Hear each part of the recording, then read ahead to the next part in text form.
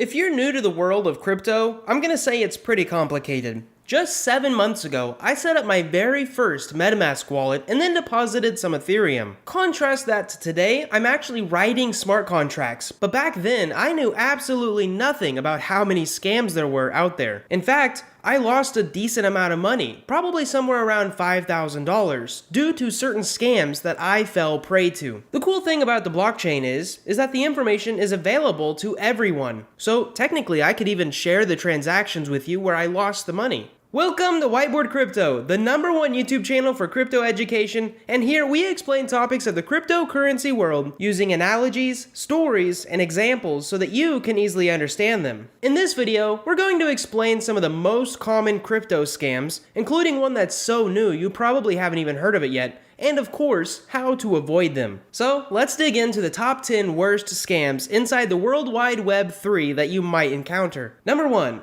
Is any website asking for your private keys? Do you remember the first time you set up a crypto wallet? You probably didn't know if you were even doing things correctly, and everything was really complicated. Well, at least it was for me. Scammers take advantage of this all the time. The trick is very simple. They ask you for your personal information, specifically for something called your private key. Now, it's really sad to me how many scammers out there take advantage of someone's lack of knowledge, and then try to get you to tell them your seed phrase. By doing this, they are actually getting access to all of your crypto funds.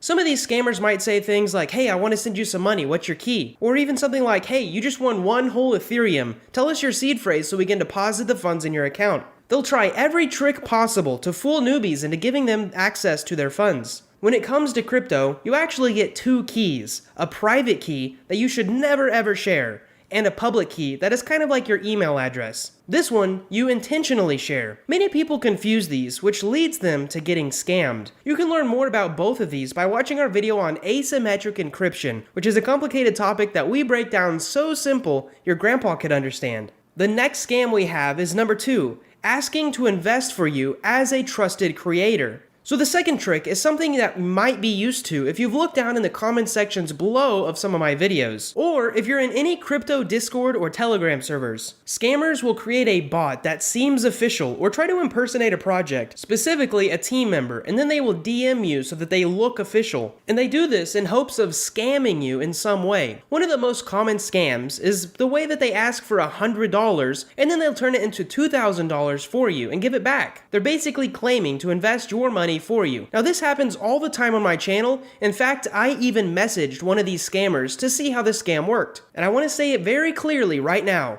Never reach out to someone you met in the comment sections on YouTube, especially if they look like me. I promise you, it is not me.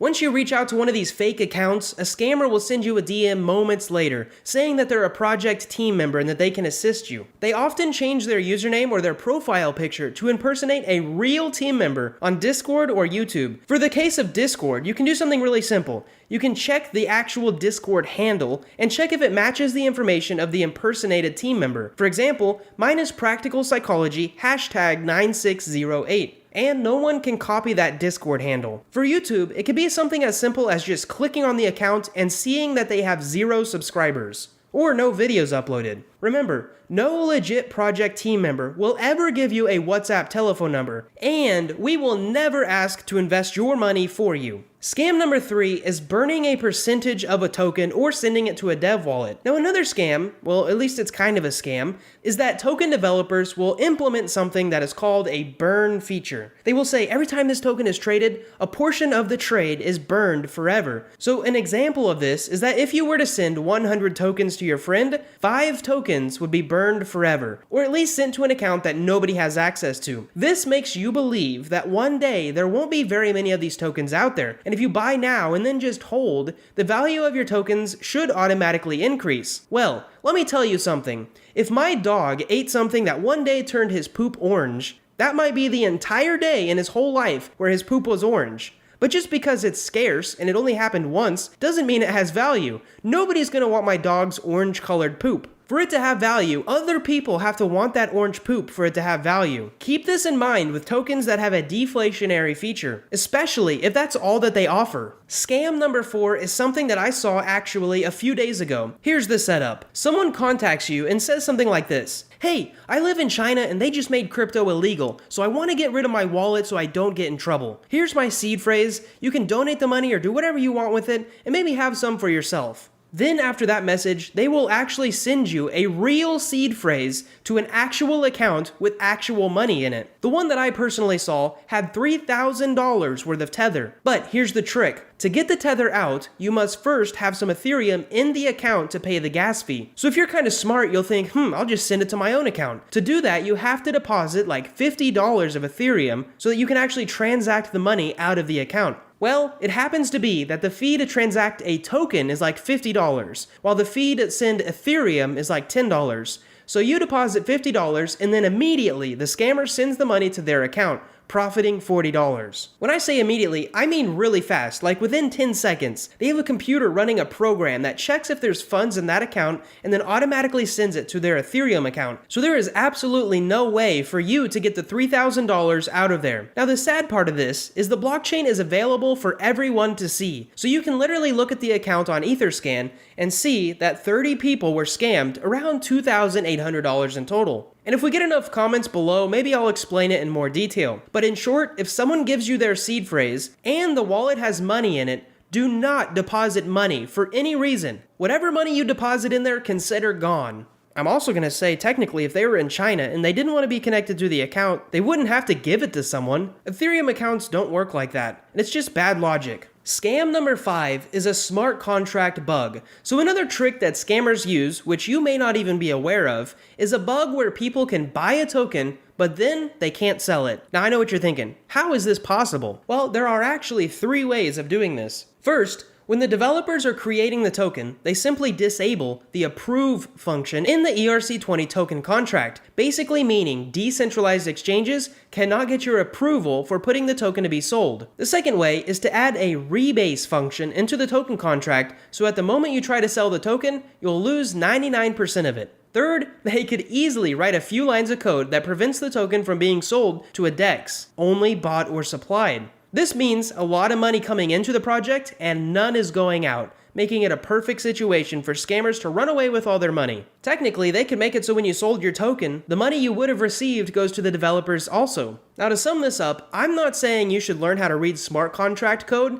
but I will say before making any buy over $1,000, you should find a friend who can. Number 6 is phishing on fake websites. The next technique is something you really need to be careful of and keep an eye out whenever you discover a new project or you browse using a new device or a computer. Some scammers will create a website that is an exact copy of a specific crypto project that you actually want to invest in, and they'll do it with the same user interface and the same information on it. The only things different from this fake website to the real one are 2 things. Number 1, the domain. Because scammers can't use the same domain as a real website, they will actually create a new one that is almost the same as the real one. For example, scammers could create a fake Whiteboard Crypto website, switching it from the .com to the .org, .net, .fi, .xyz, or any other top-level domain. They could also add an S to the end, like whiteboardcryptos.com, or remove the E, whitboardcrypto.com. Anyways, the idea here is that they change this little detail so people don't realize they're on the wrong website. The second thing they change is the smart contracts, and this is the scammy part. The scammers could change the smart contracts code so that if you were to interact with it, they could get access to your funds in your wallet, leading you to losing all your money. In fact, they can make this contract do literally anything, which is why it's really important to only connect to applications that you trust. Personally, something I do to make sure I always click on the right links is to go to trusted websites like CoinGecko or CoinMarketCap. You can also check the official project's Twitter account to find the right links and then bookmark those links so you always use the correct one. Scam number 7 is fake ICOs. So you know how Kickstarter projects, or really any crowdfunding projects, get the money? They show their product that's yet to be manufactured, and then people fund the project in exchange for a great deal. Maybe they'll get 2 products for the price of 1, or maybe a special edition version. In crypto, we have something similar, and it's called an ICO, or initial coin offering, and it works as a way to gather a lot of money from investors so that they can start the project. Well, Fake ICOs are a really easy way for scammers to present a project to investors with absolutely no intention of actually creating it and then just run away with their investors' money. How it usually works is that scammers present a really nice, innovative, revolutionary project to the investors. They then ask for money to kick off their project and lure inexperienced investors in with a juicy ROI, like 100% or 1000%, and this leads to the investors giving their money, but then the scammers just run away with it. And because many projects in the crypto space are not regulated, unfortunately, the scammers pretty much get away with it. A good thing to do before investing in a crypto project is to look for legit white papers, a project's timeline, or good tokenomics to back your investment. Don't just look at the great user interface or the juicy ROI. We actually have a video coming up on how to specifically do research on a coin or a token, so hit that subscribe button and turn on notifications for that absolute monster of a helpful video. Scam number 8 is called hidden whales. You know how I always say to be careful with projects with low liquidity or a low market cap because they can easily be manipulated by a whale? Well, a whale is anyone holding a high percentage of the tokens out there, and because of this, they have the ability to sell all their tokens at once, causing a crash. Anyways, since this is kind of obvious, and since scammers are aware that people will actually look at it before investing money into a project, scammy projects have now found other ways to hide the fact that they hold most of the token. Instead of having one wallet with all the money, they simply split it between multiple wallets. For example, if the total liquidity of a project was $500,000, and maybe the team was holding $50,000, which would be 10% of the entire project, they would then split the money into 10 different wallets,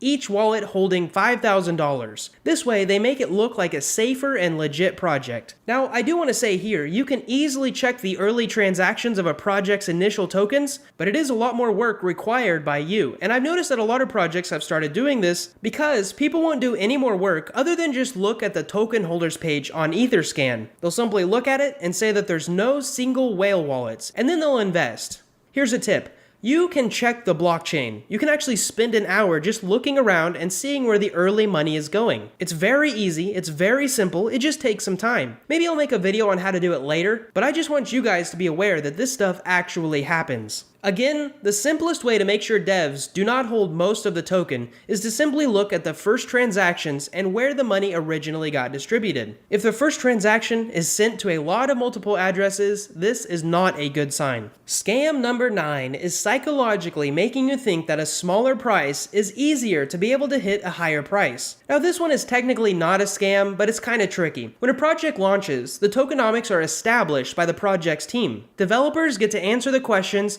what is the max supply of the token? What's the initial price of the token? And yes, they can set that. And who gets the early tokens? All of this stuff is decided in advance. Now, something quite a few scammy projects do is simply print a very large amount of tokens. That way the price stays low, even if there's a lot of money behind the entire project. Between you and me, owning 100 tokens at $1 each is the same as owning 100,000 tokens worth a tenth of a penny, right? Well, in people's mind, having more tokens with a low price is way more tempting psychologically because it makes them think, with a price this low, it'll easily double or triple or 10x or maybe even 100x in value. Along with this, they also get to feel like they're owning a ton of tokens. For these investors, it's cool for them to say that they own a billion tokens. But in reality, going from a tenth of a penny to $1 is just as difficult as another token going from $1 to $1,000. So this trick is really about making people think their gain opportunity is higher than it is, which makes people invest more in the token. So make sure you don't invest in a project only because the price of the token is low, because if you do, it might be a game of limbo and you're gonna see how low it can go. Lastly, number 10. Gambling with your trust. The last scam is something we saw with the latest hottest scam, the Squid Games token. These developers capitalized on the fact that a show called Squid Games became very popular, and they rode the hype train using the same name so that way they could get a lot of attention. But this is not the trick I'm wanting to talk about. To create a false sense of safety, they actually created a fake team. Yeah, you heard me right. They created around 10 fake profiles with fake bios to make it seem like the project had a great and solid team behind it. They went so far as to add computer-generated pictures of people. In fact, people that did not even exist, just to make the project seem more legit. The only thing I want to say about this one is that crypto scams are getting more and more persuasive, so you'll have to work a lot harder when making a decision on a project. Wrapping this video up, if you're wanting to invest in a project, there are really only two things that I suggest you to do. The first is to go to a website called rugdoc.io. And what this website does is analyze projects, and if there's any obvious possibilities of exploits or scams in the contract code,